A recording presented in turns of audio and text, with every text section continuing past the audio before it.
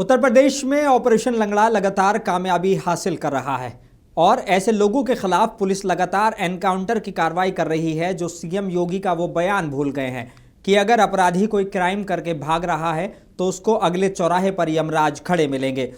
Uttar Pradesh police का मोटो साफ है कि किसी ने क्राइम किया है वो बच नहीं पाएगा, आरोपी बच जाए इसके चांस बहुत कम देखने को मिल रहे हैं। उत्तर प्रदेश की योगी सरकार में पुलिस किस तरह एक्टिव होकर काम कर रही है, इसकी बानगी एक बार फिर मुरादाबाद में देखने को मिली है। मुरादाबाद से दो वीडियो वायरल हो रहे हैं।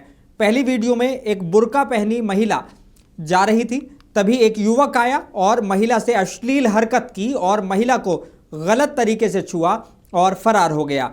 ये घिनौनी घटना पास में लगे सीसीटीवी कैमरे में कैद हो गई और युवक भागता हुआ साफ दिखाई दिया।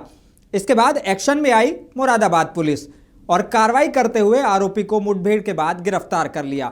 अब दूसरी वीडियो आरोपी की वायरल हो रही है जिसकी सर्विस उत्तर प्रदेश पुलिस ने की है। गिरफ्तारी के बाद पुलिस हिरासत में आरोपी आदिल अस्पताल में भर्ती है। पुलिस गिरफ्त में आरोपी ने अपनी गंदी हरकत पर पछतावा जताते हुए माफी मांगी है। उसने कहा कि सॉरी सर, बचा लो, अब जिंदगी में कभी ऐसी गलती नहीं करूंगा।